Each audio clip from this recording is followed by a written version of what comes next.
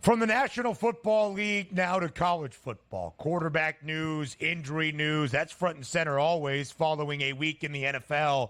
Same story in Ann Arbor following week 3 of the 2024 college football season. For the reigning national champs, the Michigan Wolverines. It has been not exactly a picture-perfect start, Joe, for the reigning champs this year. We're at the quarterback spot. They got drubbed by Texas at home. They are 0-3 against the spread in non-conference games, despite a 2-1 straight-up record. So Sharon Moore, in his debut year as the head man of the Maize and Blue, makes a change at the quarterback spot. Davis Warren now on the bench. Alex Orji will make his first career start for the Wolverines as Michigan gets ready to host USC on Saturday afternoon. Alex Orji now steps up and in. Joe, throughout fall camp, there was a quarterback competition between Orji, Warren. They were hoping the veteran, the Indiana transfer from San Diego, Jack Tuttle. But he is really still dealing with a shoulder injury that not really factor into the quarterback race. So now Alex Orji, who is described more as an athlete, run-first quarterback as opposed to your pure passer, takes the reins. Here's what I will say for Michigan against USC. They are going to run the football. Orji played in 3 possessions last week against Arkansas State. Did throw a touchdown on his opening offensive drive to start off the fourth quarter, but then 2 punts in only 7 plays to follow. He was 2 of 4 for 12 yards, a touchdown toss. He has 2 touchdown throws this year and 10 carries on the ground for 58 total yards. Is it a good sign that Michigan is making the move at the quarterback position, or is it worrisome that they have to make this change already? Well, it's very worrisome that they had to move on from Warren. But, I mean, when you throw, your 6th interception of the season against Arkansas Correct. State, like you got to get something different here. And listen, I think we can all agree that, J.J. McCarthy, who feels like he was there for, 19 years? There was going to be a serious turnover on the offensive side of the ball this year. I think everybody knew it. You were hoping that the defense would be good enough to carry you, and hopefully you'd be able to figure it out with one of these 2 guys, Ben. But that's a big ask. And now you've got one of the most explosive offensive teams in the country that you got to take on in USC. And how are you going to play from behind? And that's the problem. You're not going to be able to run your way to a victory because I doubt very much they're going to be able to play from in front. I think this has got Texas written all over it again.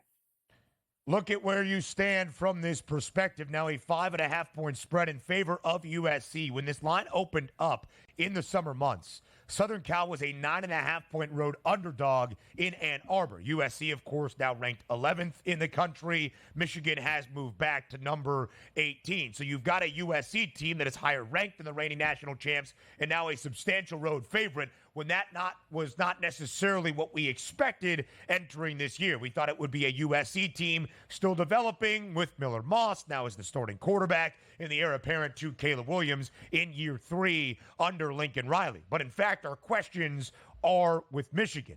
Alex Orji played in 6 games last year, 15 carries for 86 yards. He did not need to start. He came in during blowout times or with offensive schemes designed for him to run the football. 15 carries for 86 yards, but not a single passing attempt last year. Davis Warren this year, it was a struggle. Against Arkansas State, he was perfect. A pass did not hit the ground. 11 of 14 for 122 yards and 3 interceptions. Did not throw a touchdown. He had 2 touchdowns to 6 interceptions in his 3 starts this year, averaging less than $150 through the air. The good for Michigan against the Red Wolves on Saturday.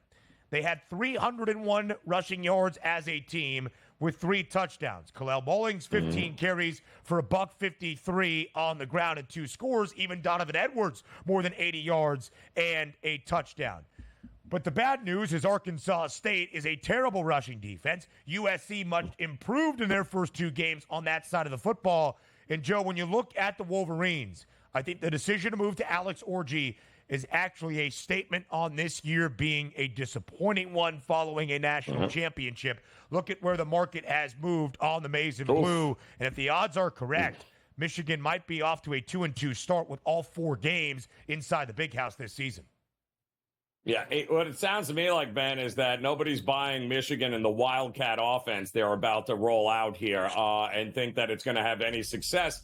They'll beat the teams they're supposed to beat. There's that. They're the underdog this week, and they lost as an underdog to Texas. Hour 2 is up next. We now use this time to get you ready for a new weekend in college football. It is week 4 of this 2024 CFB season, and we'll take an early look at the early lines on the show, known as the early line. 4 ranked versus ranked FBS matchups in week 4. That's double the amount we had in week 3. We only had 1 on Saturday of this past weekend. We now have 3 ranked versus ranked tilts this upcoming Saturday. That includes, Joe, a top 15 matchup in the SEC opener for the Oklahoma Sooners. They host Tennessee on Saturday in Norman. The line was north of a touchdown. It's now under what could be a key number of 7, but the Vols are still a road favorite against OU. Josh Heupel, former Oklahoma quarterback, used to work at OU, now the head coach, of course, of Tennessee. And Joe, when you look at dominance and impressive to start off the year, the Volunteers, one of 4 FBS programs to be booked as a favorite in all 3 games this season and to cover the number. And Tennessee's been doing that in a very large way. Sure, Kent State and Chattanooga in weeks 1 and 3, but week 2 in a ranked matchup in a neutral site in Charlotte against NC State, they blew out the Wolfpack 51-10. What do you make of the line now under a touchdown in favor of the Vols? Doesn't change the way I'd be betting this. Listen, Oklahoma's offense is putrid, people. It is terrible. It is not good in any way, shape, or form. Any real defense is going to limit them, and it's going to have to be all on the shoulders of the defense this year. And for them, it's a pretty good defense, but I think what's going to happen in this game, Ben, is that the defense is going to be out on the field way more than the OU offense, and that's going to be a problem. Josh Heupel is a covering machine in the first half of games, both at home and on the road. There is no reason to change that handicapping aspect with them. Tennessee early and often, and then we'll see if they can hold on in the second half. But you can't bet OU, even at home, with that kind of offense going up against the firepower of Tennessee. Tennessee beat Kent State 71-0. The Golden Flashes out of the MAC are a very bad team, but still. And I think they scored like 56 of the 71 in the opening quarter. It was so fast for the Volunteers. That's exaggeration, but does go to stress the point. Tennessee, Joe, looking a lot like they did in 2022 when they were ranked number 1 in the very first CFP rankings of that season, with a very prolific offense both through the air and now on the ground. With Hendon Hooker in 2022, they were one of the best passing outputs in the country. Last year, it was more ground game with the trio of backs, and Dylan Sampson remains, and it was Joe Milton, more athletic despite the arm strength on the ground than maybe through the air. Now they're doing it both ways with the freshman quarterback, Nico Iamaleava, really taking strides week in, week out. But they're also really good defensively. They've allowed 13 total points, 3 to Chattanooga, 10 to NC State, who is maybe not the ranked team we thought in the preseason with Grayson McCall and the transfers this year under Dave Doran, and they blanked Kent State a week ago. They've got a guy named James Pierce Jr., who is a top 5 NFL draft pick in 2025, this upcoming April. Tennessee is the second best scoring defense in the country as well as being the second best total defense in the country. This Tennessee team is darn good. I would lay the number even in Norman.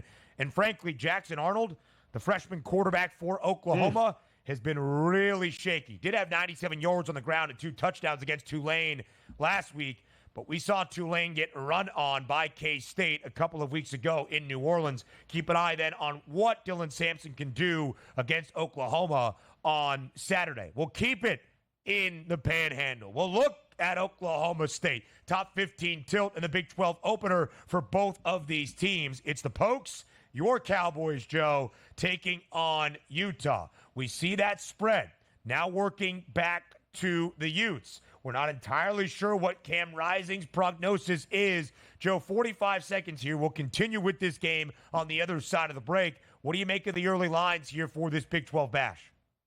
Well, I think you nailed it. No, without having any idea what Cam Rising is doing, and quite honestly, I'm kind of shocked he didn't play last week, knowing this game was coming up here to kind of shake the cobwebs out. I think the line tells us he's not playing, Ben. That's what I think this line tells us.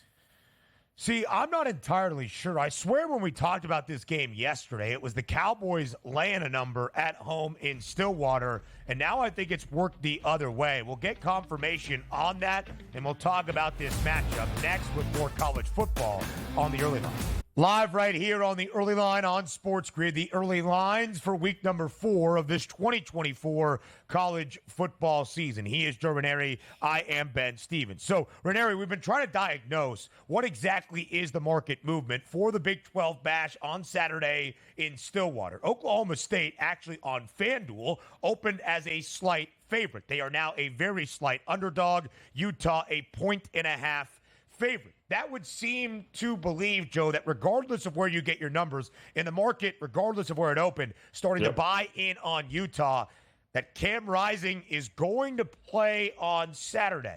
Listen, it is very, very difficult. It is deja vu. It is buyer's remorse. It is almost like everything we saw last year when we thought Cam Rising might play week 1 after the torn ACL 2 years ago in the Rose Bowl and then never played in 2023. What exactly are we going to learn? It was a surprise, Joe. Prior to the matchup in Logan on Saturday against Utah State, we even learned days before that Rising was going to miss the game. Isaac Wilson, younger brother of Zach, was pretty good, threw 3 touchdowns in a much higher scoring game than I expected. The Utes did win 38-21, going well over a low total of 43.5. Here's what Kyle Whittingham had to say last week ahead of the diagnosis for Cam Rising. And it was one of my favorite college football coach speak where you don't really need availability reports or injury reports. He said, there's going to be no update. We do not give an update unless it is a season-ending injury. So I'm not sure we're going to know if Cam Rising is going to play. We can only follow the market and some reports. If he plays, of course, is a huge perspective for this Big 12 opener for both teams. But let's say he's in there, Joe. Let's talk about the matchup and break it down as it is. How do you match up these two teams that will face off in Stillwater on Saturday? Yeah, tough place to play. And, again, don't forget, Utah was not in the Big 12 just a year or so ago. So this is a little bit of unfamiliar territory. Them showing up here in the middle of Stillwater with an Oklahoma State team that is yet to get Ollie Gordon rolling on the ground here. This is a extremely experienced offensive line. And right now they just have not been able to get him rolling simply because teams have decided they're going to let Bowman and others beat him and Presley. And you know what? They've been doing just that. So I think this is going to be fascinating to see how they approach defensively Utah on the road, who they're going to opt to stop. Are they going to play more to take the passing game away? I think it's, to me, I don't believe in Utah. I don't think dropping Cam Rising out of the sky out of nowhere and being like, all right, he's ready to go is somehow going to be a recipe for success for them. I think all the value lies with the home dog in a impossible place to play right now in Stillwater. And Joe, when you think about Oklahoma State, your Pokes a season ago that made it all the way to the Big 12 championship game, they were not expected to be there. They had a win total of 6.5, 7.5 in the preseason. The reason they got there is because early on the market was overlooking, based on the odds perspective, Mike Gundy and the Cowboys. They were 4-2, both straight up and against the number last year as an underdog, and that included not covering in a large way in the Big 12 title game against Texas. OG2, man, the nation's leading rusher, more than 1,700 yards a year ago. So far, only 216 in 3 games. He has rushed for less than 50 in their last 2 against Tulsa and Arkansas. An Arkansas game that featured 70 points in double OT, and the Hogs put up nearly 700 yards of total offense. This week's total of 52.5 would say it's a defensive struggle where the Utes, physical, dominant up front, are going to contain Ollie Gordon II again. And also, just one of the quirks of college football in today's day and age, the combined age of the two starting quarterbacks, assuming that Cameron Rising is going to play on Saturday in Stillwater, 49 years old, both playing in their 7th year of college football. Rising is 25. Alan Bowman is 24. Joe, it's more than 3 years older than the combined quarterback age of when Caleb Williams and the Bears take on Anthony Richardson and the Colts on Sunday in week 3 of this 2024 NFL season. So some veteran signal callers to say the least. Now let's go to another matchup in the Big Ten. It's our 4th ranked versus ranked game of this college football weekend, but it's not Saturday. It's Friday night.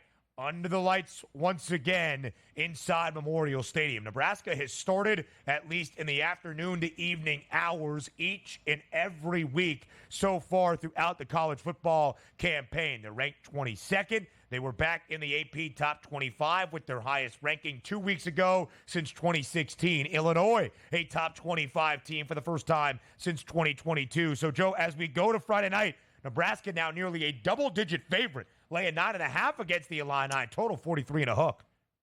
Yeah, well, I mean, listen, but there's optimism in Nebraska for the first time in a long time, right? So Matt Rhule, we have always said it, when he shows up at universities with struggling football programs, the biggest jump the program makes is usually that second year he was there.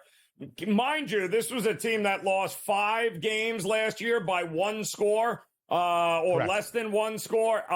So they were close. Now he's got his quarterback. He's got these kids believing at home. This all comes down to how much do you trust Illinois' offense to go toe-to-toe with Nebraska. The defense is going to have to play out of their mind on the road to limit Nebraska. I don't know. This feels like if they're truly back, Ben, if the Cornhuskers are back, this is an easy double-digit win for them. Yeah, and that's really the question always in Lincoln, isn't it? Are the Huskers truly back? What we do know, both of these teams are perfect 3-0 against the spread. I mentioned Tennessee, one of those 4 FBS programs that have been booked as a favorite in all 3 games that is covered in all 3. Ole Miss alongside, as is Nebraska, and then, of course, Texas. Illinois is 3-0 against the spread, including that outright victory in Champaign against a ranked foe in Kansas week number 2. KU maybe not the team we thought entering the year. They also fell at home against UNLV on Friday night a week ago. But we've got 2 teams, Joe, that have been under in both of their games, 2 teams that live up to the Big Ten ideal. They are going to be great on the defensive side of the football, very sound, and they are going to run it at all costs. Here's the difference. Nebraska, the 6th best rushing defense in the country a year ago, allowing just 70 yards per game this year. Illinois giving up more than $125. Can they slow down Dante Dowdell and Ramir Johnson? That is the test for the Illini. It's a large spread, though. It's nearly double digits, and the total is 43.5. I'll guarantee you who is establishing the run this weekend. It's the Michigan Wolverines. As we shared earlier, Alex Orji makes his first career start for Michigan on Saturday inside the Big House against USC. The Trojans, a 5.5-point road favorite when they were a 9.5-point road underdog when these lines came out in the summer months. Joe, is the drastic swing of 2 touchdowns correct? Yes, I think this is I don't think Michigan is currently constructed is going to be able to go toe-to-toe with the USC offense there. As good as their defense is, they're going to be on that field a lot, Ben, and that's unfortunate. A lot. USC's offense has been great. 27 points against LSU in that game. Miller Moss throwing for 370. They put up 48 and blanked Utah State in week 2. USC coming off a bye, refreshed and ready for this matchup in the Big House. Joe, if you were to tell me that Michigan entering the season, the reigning national champs, after what they accomplished inside Ann Arbor the last 3 years, were an underdog at all at home this year, I would have said you're crazy. They were a touchdown dog against Texas, came nowhere close to covering that number, thoroughly dominated in this game, and they're an underdog once again. The loss to Texas ended a 23-game home win streak. Again, it goes to show you There's some issues plaguing this Michigan offense, and I think the line is correct. USC's defense, though, is going to get a heck of a test on Saturday.